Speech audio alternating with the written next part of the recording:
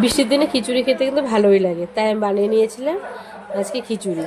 গোবিন্দভোগ চাল আর মুগ ডাল দিয়ে খিচুড়ি বানিয়েছিলাম। প্রথমে কড়াই বসিয়ে দিয়েছি, কড়াইতে সাদা তেল দিয়ে তেলটা গরম হওয়ার পরে তেজপাতা দিয়ে দিয়েছি, শুকনো লঙ্কা দিয়ে দিয়েছি, একটু নাড়াচাড়া করে নিয়ে তার মধ্যে দিয়ে দিয়েছি পাঁচফোড়ন আর গোটা গরম মশলা আর আদা থেতো করে রেখেছিলাম সেটাও দিয়ে দিয়েছি।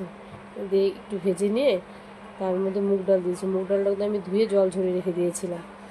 মুগ ডালটা দিয়ে দিয়েছি, দিয়ে লাল লাল করে ভেজে নিয়েছি। ভেজে আমি গোবিন্দভোগ চালও ধুয়ে জল ঝরিয়ে রেখেছিলাম। পরে চালটা দিয়ে দিয়েছি, একটু নাড়াচাড়া করে ওর মধ্যে দিয়ে দিয়েছি স্বাদ মতো নুন, তারপরে ধনের গুঁড়া, জিরের গুঁড়া, লঙ্কার গুঁড়ো দিয়ে নাড়াচাড়া করে তারপর হলুদ গুঁড়ো দিয়ে দিয়েছি। দিয়ে নাড়াচাড়া করে আর জলটা ঝরিয়ে আগের থেকে ঝরিয়ে রাখলে চালটা ভাজতে ভালো হয়। নাড়াচাড়া করে তার মধ্যে যখন চাল ডাল সব একবারে মিশিয়ে নিয়েছি, মিশিয়ে ভাজা হয়ে গেছে, তার মধ্যে আমি জল আগে থেকে জল ফুটিয়ে নিয়েছিলাম। তোমরা যদি ঝরঝরো করতে চাও চাল আর ডালের ডাবল জল দিলে ঝরঝরো হয়ে যাবে।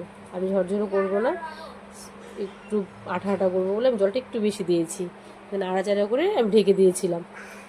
ঢেকে 10 মিনিট পর ঢাকনা খুলে একটু নাড়াচাড়া করে রেখে দিয়েছিলাম কিছুক্ষণ। তারপরে যখন খিচুড়িটা হয়ে আসার পর নামানোর আগে আমি ঘি গরম মশলা দিয়ে দিয়েছি, দিয়ে নামিয়ে নিয়েছি খিচুড়িটা। সাথে ছিল পাঁচমিশালি সবজি আর টমেটোর চাটনি। তোমার যদি ভালো লাগে থাকে শেয়ার করে দিও, লাইক করে দিও। Tata, by.